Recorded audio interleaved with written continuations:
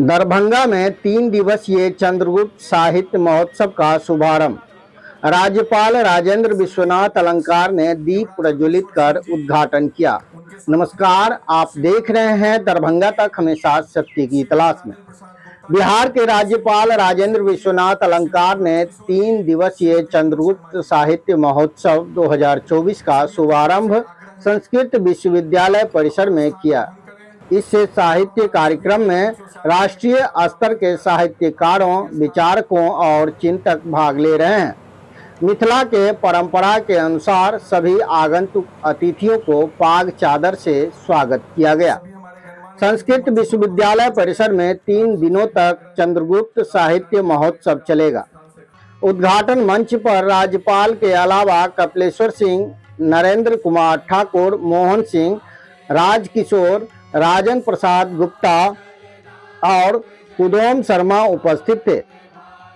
महोत्सव के पहले दिन 3 सत्रों में भारत के स्वतंत्रता संग्राम, भारतीय संस्कृति की वैश्विक दृष्टिकोण जैसे विषयों पर विस्तृत चर्चा होगी।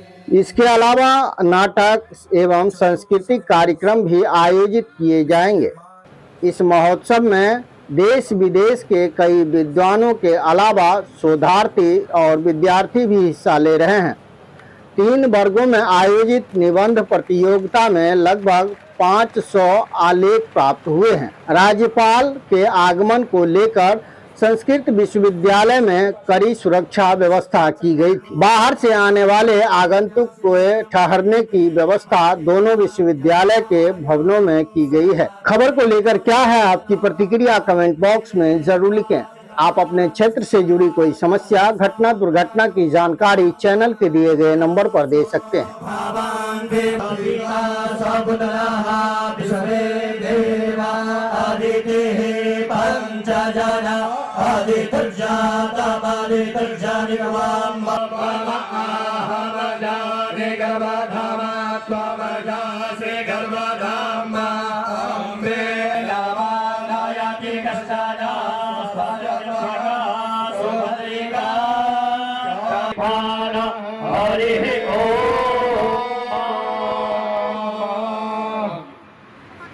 टेक्नोलॉजी, उस WIT की छात्राएं, हमारी बहनें, सभी अतिथियों को WIT women's institute of technology अपनी तरह का भारत का एकमात्र संस्थान है। विश्वविद्यालय के अंतर्गत यह संस्थान है। माननीय राज्यपाल श्रीमान राजेंद्र विश्वनाथ अलंकार जी का स्वागत कपिलेश्वर सिंह जी सम्मान हो रहा है। माननीय राज्यपाल महोदय का पाग, अंगवस्त्र तथा प्रतीक चिन्ह से महाराज लक्ष्मेश्वर सिंह, महाराज रामेश्वर सिंह, महाराज कामेश्वर सिंह की वंश परंपरा के उत्तराधिकारी युवराज कपिलेश्वर सिंह जी का स्वागत पाग, अंगवस्त्र और प्रतीक चिन्ह से स्वागत पाग, अंगवस्त्र तथा प्रतीक चिन्ह से कर रहे हैं श्रीमान रंगनाथ से हैं। आप सब जो यहाँ उपस्थित हैं उनसे आग्रह है, कृपया करतल ध्वनि से जरूर हार्दिक स्वागत आछे। मिथिला की धरती पर आया हो तो थोड़ी बहुत इसका थोड़ा संसर्ग संपर्क होना ही चाहिए, इस मिट्टी का, इस संस्कृति का, इस परंपरा का। आज के इस चंद्रगुप्त साहित्य महोत्सव, इसके उद्घाटन समारोह में हम सभी बैठे हैं और सभी उपस्थित बहनों और भाइयों, चंद्रगुप्त साहित्य महोत्सव का कार्य आयोजन गत वर्ष से हो रहा है और मेरा सौभाग्य रहा कि गत वर्ष के प्रारंभिक कार्यक्रम में मैं उपस्थित था जो पटना में हुआ था।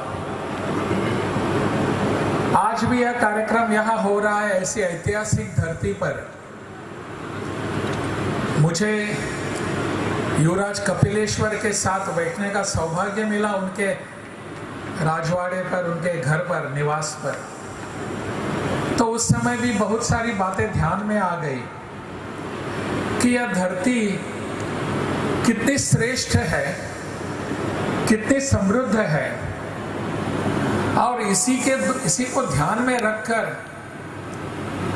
युवराज के अपने उनके पूर्वजों ने इस धरती की संस्कृति को, यहाँ की परंपराओं को, यहाँ के इतिहास को संजो कर रखने के लिए कितने बड़े प्रयास किए हैं। हम जिस परिसर में यहाँ यह कार्यक्रम कर रहे हैं, यहाँ 2 विश्वविद्यालय स्थित हैं और दोनों विश्वविद्यालय अपने अपने ढंग से यहाँ की शिक्षा को बढ़ावा दे रहे हैं, संस्कृति को आगे बढ़ा रहे हैं। और ऐसे इस पावन धरती पर, माहौल में, वातावरण में हम यह साहित्य सम्मेलन कर रहे हैं। इसको महोत्सव का कहा गया है। स्वाभाविक है, महोत्सव का अर्थ यह होता है थोड़ा उत्सवी वातावरण होता है, उत्सव भी होता है, उत्साह भी होता है। और उत्साह और उत्सव जब मिलता है तो हमारे देश के लोग इतने उछल जाते हैं कि मानो यह मेला हो गया है। मेरे पूर्व वक्ताओं ने इसको मेला का भी संबोधन दिया था, लेकिन मैं इसको सम्मेलन कहना चाहूंगा। मैं गोवा की धरती से आता हूं और उसके बगल में वहां महाराष्ट्र भी है। वहां अपनी भाषा के मराठी साहित्य सम्मेलन गोवा में भी होते हैं और महाराष्ट्र में भी होते हैं। एक विशेष व्यक्ति के तौर पर नहीं, साहित्य में रुचि रखने वाला एक साधारण व्यक्ति के रूप में इन सम्मेलनों में जाना चाहता हूं मैं। आजकल इन ऐसे जाना मेरा बहुत कम हुआ है मेरे पद के कारण, परंतु यहाँ आने के बाद मुझे फिर से वही वातावरण देखने को मिला। वहाँ का साहित्य सम्मेलन और यहाँ के साहित्य महोत्सव, इसमें बहुत सारे अंतर हैं। मैं आपकी कार्यक्रम पत्रिका देख रहा था और कार्यक्रम पत्रिका में बहुत सारे विषय यहाँ अंतर्भूत किए गए हैं और इन सभी विषयों पर यहाँ चिंतन होने वाला है, मंथन होने वाला है, मनन होने वाला है। और इस पर आप सभी, कुछ सत्र तो समांतर सत्र भी हैं, परंतु आप अपना अपना विचार यहाँ रखेंगे। जो पिछले अनेक वर्षों का मंथन है, चिंतन है, और आने वाले समाज के लिए एक नवनीत देकर हम यहाँ से जाएंगे। और ऐसे बहुत सारे नाटक आए हैं जो समाज को हमेशा प्रबोधन करते रहे हैं, समाज के सामने सामाजिक विषयों का चिंतन मंथन रखता है।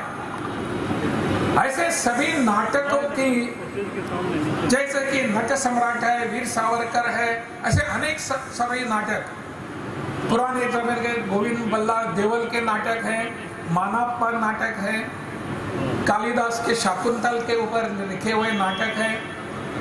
इन सभी नाटकों की जो संहिता होती है, लेखन होता है, क्या वह हमारे साहित्य का भाग बन सकता है? बनने की आवश्यकता है, ऐसा मुझे लगता है। ये समाज के सामने विचार रखने वाले, इतिहास को सामने रखने वाले ऐसे बहुत सारे फिल्म हो चुके हैं। उनकी स्क्रिप्ट जो है वो साहित्य का भाग होना चाहिए, नहीं तो साहित्य से एक फिल्म का भाग है ऐसा छोड़कर हम उसको बाजू में नहीं रख सकते। ऐसे अनेक विषयों पर चिंतन मंथन होने की आवश्यकता है। हमारा चिंतन हजारों वर्षों से जो आया हुआ है, वो भारतीय स्त्री को किस दिशा में देखना चाहता है, नारी का क्या स्थान है, इस पर भी एक सत्र है यहाँ।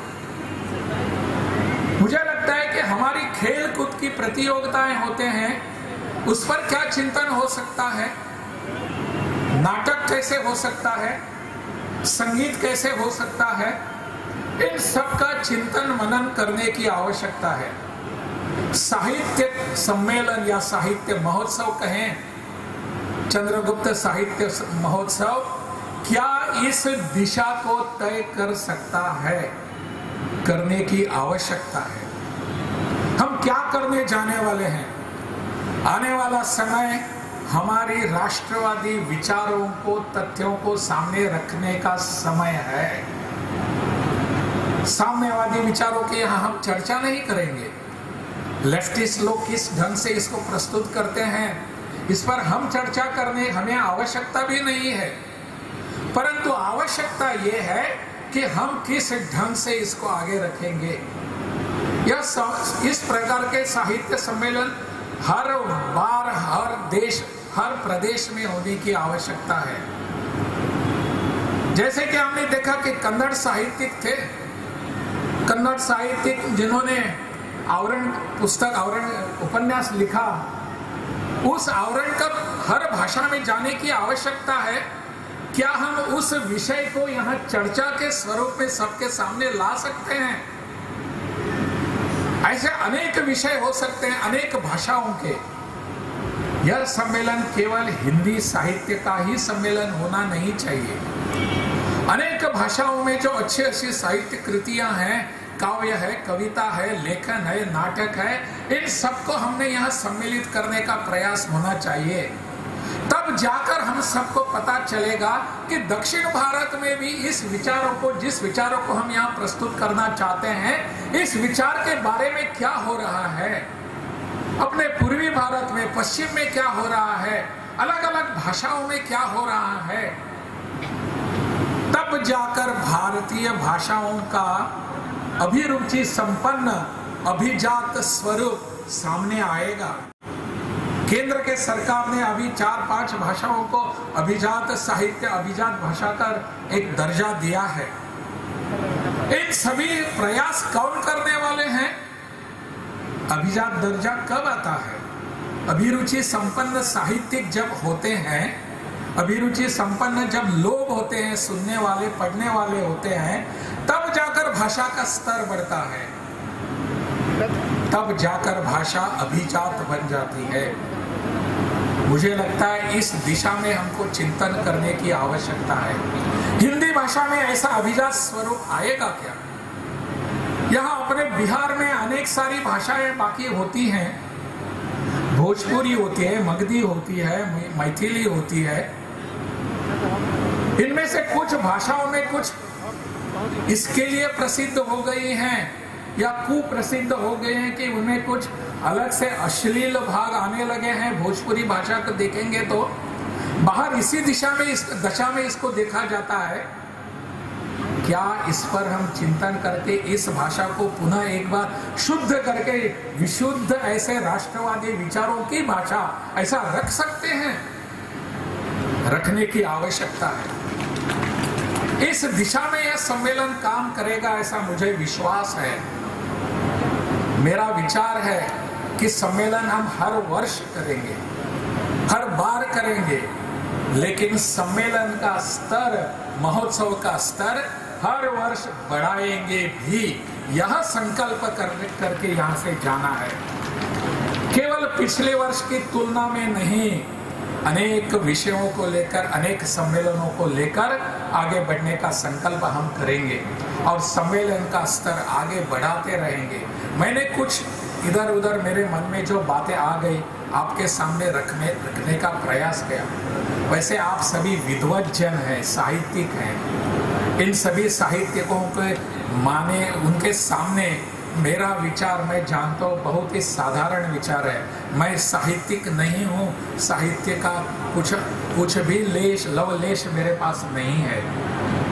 मेरा काम इतना है कि यहाँ खड़ा रहकर आपको कुछ बातें बता देना, और बात आप चिंतन अगर हो सके तो चिंतन करें, हो सके तो मंथन करें, समाज के सामने पुनः आपके विचारों के साथ सजाए धुजाए ऐसे करके आप रखेंगे, ऐसा मेरा पूरा विश्वास है। बहुत बहुत धन्यवाद।